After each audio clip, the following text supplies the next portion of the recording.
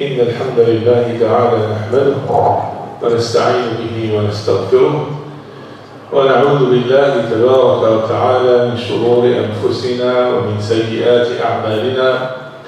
من يهده الله تعالى فلا مضل له ومن يضلل فلا هادي له، وأشهد أن لا إله إلا الله وحده لا شريك له، وأشهد أن محمدا عبده ورسوله.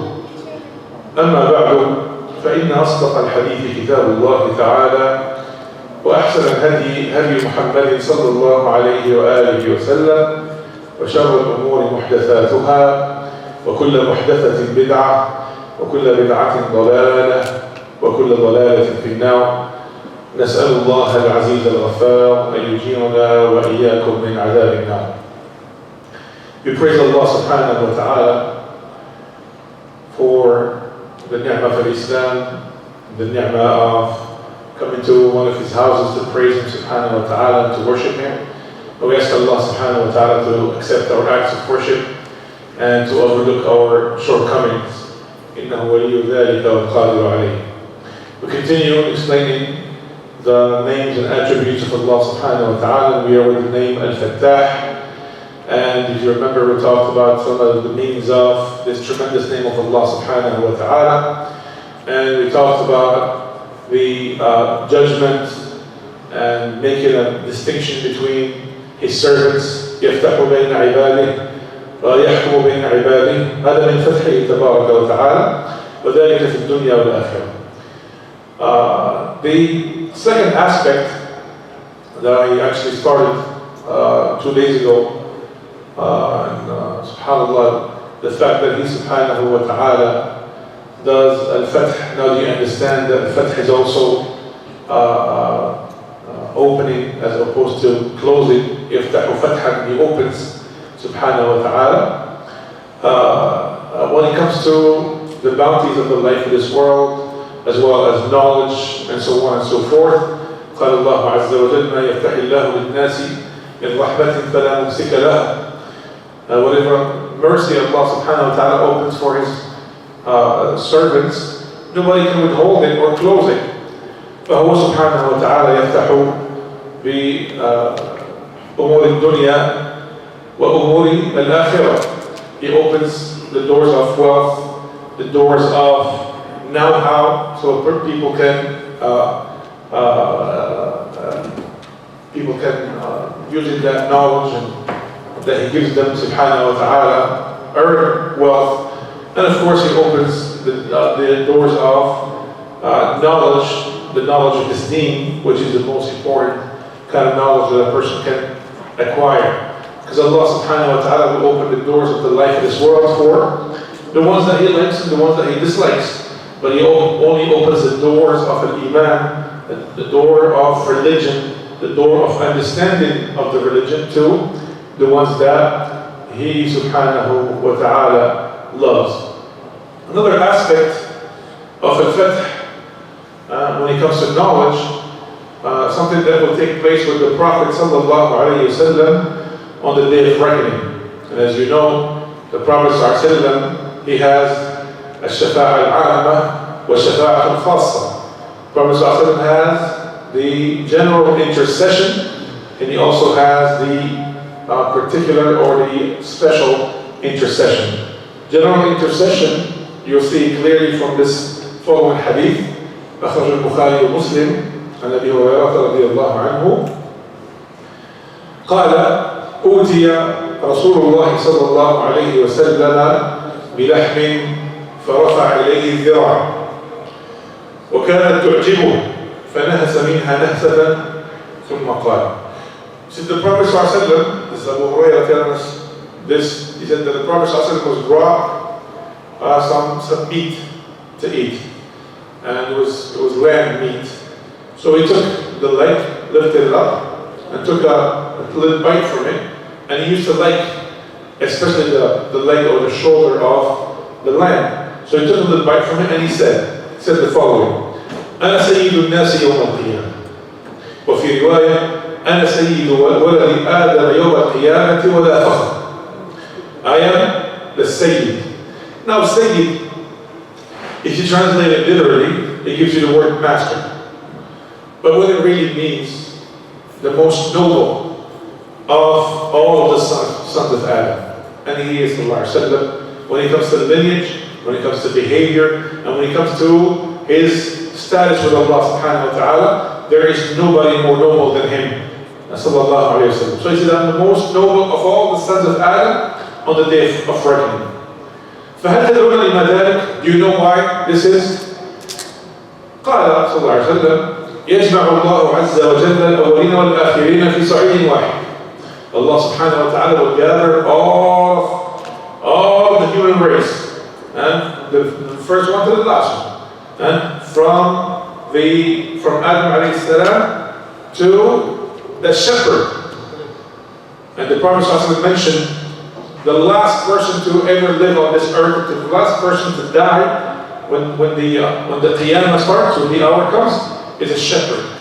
The Prophet ﷺ mentioned him. So from Adam to the shepherd, all of the sons of Adam, the billions from the human race, all in one place. SubhanAllah. And this is talking about in the day of resurrection. فيسمعهم الداعي في صحيح فيسمعهم الداعي وينفذهم البصر فيبلغ الناس من الغم سبحان الله والهم والكرب ما لا يطيقون ولا يحتملون. He said that subhanallah the announcer will call, they will hear a caller, and then subhanallah the watcher will be able to see all of them. The sun will come so close to the people's heads, and they will be in great suffering, distress and trouble, something that nobody can bear. فيقول بعض الناس لبعض, some people will tell others, ألا ترون إلى ما أنتم فيه ألا ترون ما قد بلغكم ألا تنظرون من يشفع لكم إلى ربكم عز وجل. So don't you see the situation that we are in, the trouble that we're in? Can you possibly find someone to intercede for us? SubhanAllah. So these people are discussing this matter between them.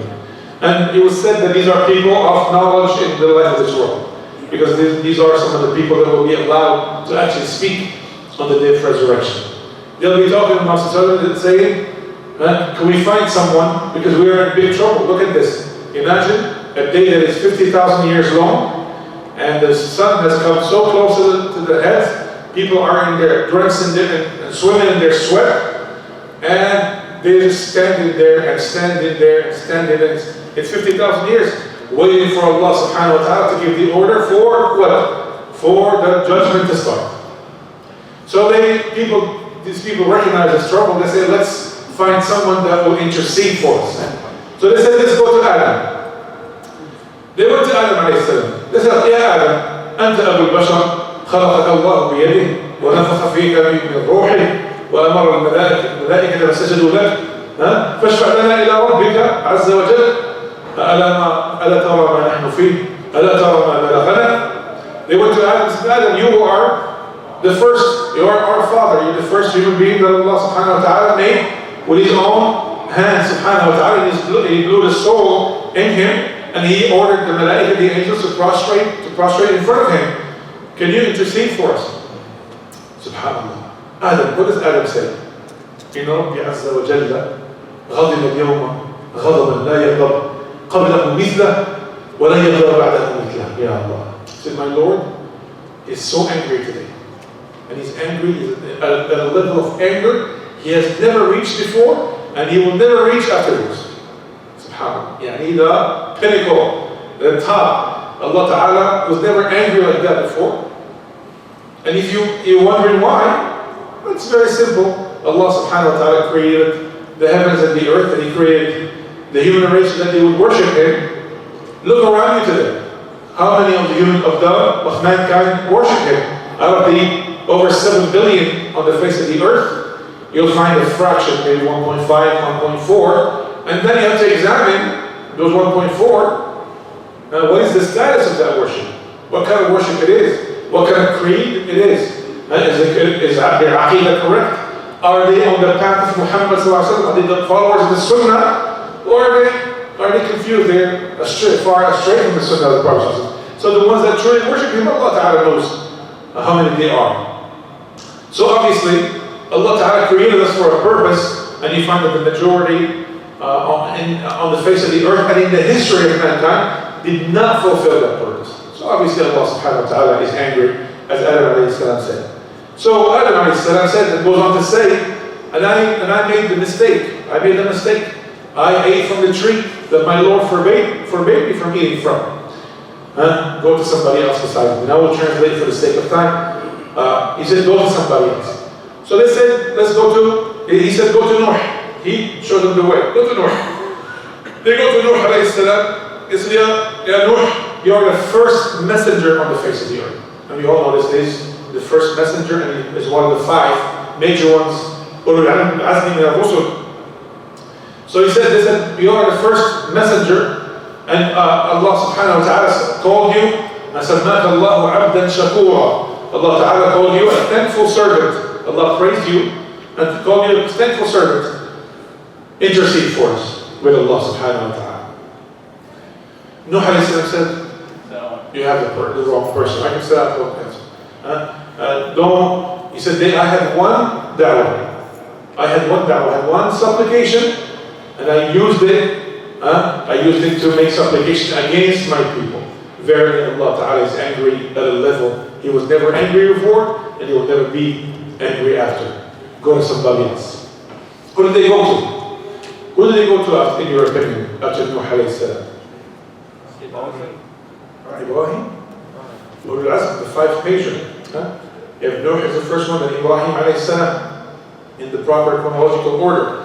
Then they go to Ibrahim alayhi salam, and then they say, Ibrahim, you are the prophet and the messenger of Allah, and you are the Khalil of Allah. Allah Ta'ala called you His personal friend. Khalil. Khalil is even more than a friend, subhanAllah. A close, intimate friend. That's what Khalil is. Khalil al-Rahman. Intercede for us with Allah. Don't you see the condition that we're in and the situation that we have fallen into? Ibrahim alayhi salam, he says the same, that Allah Ta'ala has left He's so angry today at a level He was never angry before, and He will never be angry after that. SubhanAllah. And then one thing that I neglected to mention, what Adam said, and what Nuh said, and Ibrahim said, Nafsi, Nafsi. Myself. I can't look out for anybody today. I'm just looking out for myself. SubhanAllah. This is the level of fear that the prophets and the messengers will experience. Imagine the rest of us. May Allah subhanahu wa ta'ala be with us and protect us. They said, then he repeated, he said, Nafsi, Nafsi. SubhanAllah. Idhabu ila ghayri. And he mentioned, he said, verily, I had some lies that I'm worried about today. This is Ibrahim alayhi salam. And they were not, if you examine, they were not really lies. For example, he was trying to give da'wah to his people, and he was trying to bring in one level, like step by step to understanding that which they worship, subhanAllah, is a creation of Allah, should not be worshipped. Then he said, when he says, he looks at the moon, he says, this is my Lord. He looked at the star, this is my Lord. This is the sun, this is my Lord. This is one even bigger. It is bringing them step by step for them to understand that these things should not be worshipped. And when he had the intention to break their idols, and they had their festival, and they said, Ibrahim, come with us. He said, no, I'm sick today. That's what he considered a lie. He was sick. He's sick of them and their worship of the idols. So he broke their idols and left the biggest one of them. And he put what did he use? What kind of tool did he use? Let's say an axe. Okay. Let's say an axe. Allah Ta'ala knows what kind of tools they had. He put the axe on the biggest of the idols. And when they came to him and said, ask him, he's the one that did it. Ask him if he can speak. And he did that to make them think, but he considers that as a lie. Or the time that they went to Egypt, and there was that king that was a collector. He's not collecting, collectibles, he collects something else. Whenever he sees a beautiful woman, he kidnaps her. And Sarah, the wife of Ibrahim alayhi salam, she was described as one of the most beautiful women in history. And of course, Ibrahim knew what was going to happen. The people, the Jawasis, the king had his people everywhere. They saw her. Now the news got to him. He asked for her to be brought forth. What they will do, they will kill her husband first, then kidnap her. So Ibrahim told her, tell them that you are my sister. She's his sister in Islam. So basically he did not lie, but he considers that as a lie, subhanAllah. So he's worried about these things. He said, I had some kudaybat, I had some little lies that I'm worried about. Nafsi. Go to who? Who's next in line? Musa alayhi salam. Go to Musa alayhi salam. So they go to Musa alayhi salam. They say, Ya Musa, you are the messenger of Allah. Allah shows you with his risalat, with his messages, and with his kalam. Anta kalimullah. Allah Ta'ala spoke to you directly without, using Jibreel alayhi salam. Allah Ta'ala used to speak to وَكَلَّمَ اللَّهُ مُوسَى تَكْلِيمًا. Allah Ta'ala spoke to Musa directly. So اشفع لنا عند ربك. Intercede for us. Then he says, subhanAllah, saying that Allah Ta'ala is angry at a level that is unprecedented and that will never be duplicated ever again. SubhanAllah. وَإِنِّي قَتَلْتُ نَفْسًا لَمْ أُؤْمَرْ بِقَتْلِهَا. SubhanAllah, the righteous people, in these situations, all they remember is their sins. They don't remember the millions of good deeds. He said, I killed a soul that I'm not supposed to, I was not ordered to kill. When he killed that person by accident when he was in Egypt, subhanAllah. He killed a soul that I'm not supposed to kill. And because of that, I'm only worried about myself. Nafsi. Go to who? Isa alayhi salam. They go to Isa. Anta ruhullah. You're the soul from Allah. وَكَلِمَتُهُ أَلْقَاهَا إِلَى مَرْيَمَ. And his word that he gave to Maryam. وَرُوحٌ مِّنْهُ. SubhanAllah, the soul from Allah. Intercede for us. ولم قال صلى الله عليه وسلم ولم يذكر له أي خطيئة. He was not know that Isa declined to do it, and he said that Allah is angry, but he did not mention any kind of sin because he didn't have any sin on him. Alayhi salam. So they said, but why are you wasting this time beating around the bush? Why don't you go directly to the person that you're supposed to go to in the first place? اذهبوا إلى محمد صلى الله عليه وآله وسلم. After he told them that Allah is angry, and all they said, go to Muhammad صلى الله عليه وسلم. فيأتوني أو يأتون محمد صلى الله عليه وسلم فيقولون يا محمد أنت رسول الله وخاتم الأنبياء. You are the messenger of Allah and the seal of the prophets. غفر الله لك ما تقدم من ذنبك وما تأخر. Allah Ta'ala forgave all of your sins. فاشفع لنا عند ربك. Intercede for us. Ya ikhwa, what I'm telling you, this is a reality that all of us will get to witness. This is not a story. All of us will see this. We will see it, we will witness it, we will hear it, and we will be present there, and our hearts will be full of fear when this will be taking place. SubhanAllah. And it's a mercy from Allah that's given us a preview of what's going to happen in the hereafter. So the Prophet ﷺ, after he told him that, قال فأقوم فآتي تحت العرش. And I said, I get up and I come underneath the throne of Allah. فسبحان الله أقع ساجدا لربي عز وجل. And I fall in prostration to Allah subhanahu wa ta'ala. ثم ماذا؟ يفتح الله. And this is the point we're coming to. ثم يفتح الله عز وجل علي ويلهمني من محامده وحسن الثناء عليه شيئا لم يفتح على أحد قبلي. الله أكبر. والله هذا فتح عظيم. Allah Ta'ala does, this is the name that we are explaining, Fath. Allah Ta'ala opens the doors for these supplications, types of supplications and adhkar and subhanAllah, praises to Allah that has never been opened or given to anybody before. So Allah knows what kind of words, what kind of supplications. And Allah subhanahu wa ta'ala, may Allah subhanahu wa ta'ala make you and I from the people of Jannah. Then we get to ask the Prophet sallallahu alaihi wasallam, can you imagine, Ya Rasulullah, when you were doing prostration under the throne, what did you say? Wouldn't that be beautiful? Wouldn't that be amazing? So Ya Rasulullah, tell me, what kind of, ما هي هذه المحامد التي فتح الله تبارك وتعالى عليك بها وأنت ساجد تحت العرش. You get to ask the Prophet sallallahu alaihi wasallam and he will tell you. May Allah subhanahu wa ta'ala deprive you and I of his person. So this is the point. Allah Ta'ala will open doors for supplications that have never been opened for anybody before. فَيُقَالُ, then he said, Ya Muhammad, after he said those supplications that are pleasing to Allah Subhanahu wa Ta'ala, Ya Muhammad, يرفع رأسك, Muhammad, raise, sallallahu alayhi wa sallam, raise your head, send tu'ta, ask you, and you shall be given, وَشْفَعْ تُشَفَّعْ, intercede, and you will be granted intercession.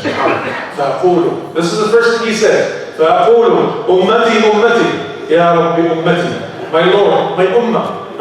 He's going to ask about you and you and you and you.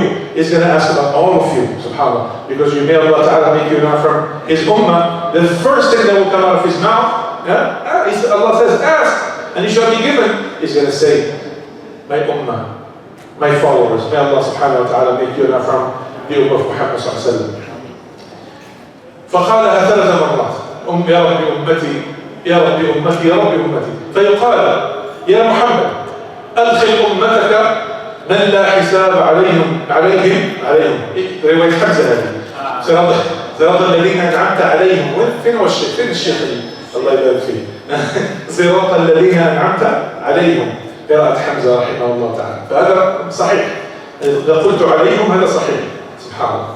فيعني من لا حساب عليهم من أمتك من الباب الأيمن. There's a particular door for the Ummah of Muhammad sallallahu alaihi wasallam on the right side of Jannah for those who have no hisab, no accountability, meaning the ones that constantly repented from their sins. So ya ikhwan, anytime you fall in error, run and rush to repenting to Allah Ta'ala. You will be from these people that will enter from the right side of Jannah. وَهُمْ شُرَكَاءُ النَّاسِ فِيمَا سِوَاهَا مِنَ الْأَبْوَابِ. And they will be subhanAllah, they will actually share the other doors with the rest of the people. So this is a special door for the Ummah of Muhammad, and then they will share the other gates with the others, subhanAllah. ثم قال صلى الله عليه وسلم واختم بذلك والذي نفس محمد بيده لما بين مصراعيهن بين مصراعي الجنة أو يعني باب الجنة لكما بين مكة وهدى أو كما بين مكة وبصرى. By the one in whose hand my soul is, that the width of the gate of Al-Jannah that the believers will enter from, subhanAllah, is like from Mecca to Hada or from Mecca to Busra. It's about 1,000 miles. It's about 1,000 miles. That's why another hadith said that the believers will enter Al-Jannah and there will be so many of them at the same time, but there will be no pushing or shoving. There will be enough space for everyone to enter, subhanAllah. This is the mercy of Allah subhanahu wa ta'ala. Even the entrance to Al-Jannah, with so many people entering at the same time, you'll be in style. And you will be in style once you get through that door, through that gate, and subhanAllah, for eternity. Living in style, enjoying your life, every kind of pleasure or bliss that a person can think of. All a person has to do is sacrifice a little bit in the life of this world. Like we sacrifice during the day when we fast, we deprive ourselves from water and food, and while we see people eating and drinking, and we're happy to do it. These are some of the few sacrifices for us to be from these people. Inshallah ta'ala, will enter through a gate that is 1,000 miles wide. May Allah subhanahu wa ta'ala make you from the people of Al-Jannah. May Allah subhanahu wa ta'ala sallallahu ta'ala al-Fattah and yaftaha alayna wa alaykum bil khayr. We ask Allah subhanahu wa ta'ala to do a fath on us, inshallah ta'ala, with His mercy and generosity and His knowledge. May He subhanahu wa ta'ala make you now from the true followers of Muhammad sallallahu alayhi wa sallam. أقول قولي هذا وأستغفر الله لي ولكم. سبحانك اللهم وبحمدك أشهد أن لا إله إلا أنت أستغفرك وأتوب إليك. والحمد لله رب العالمين وجزاكم الله خيرا.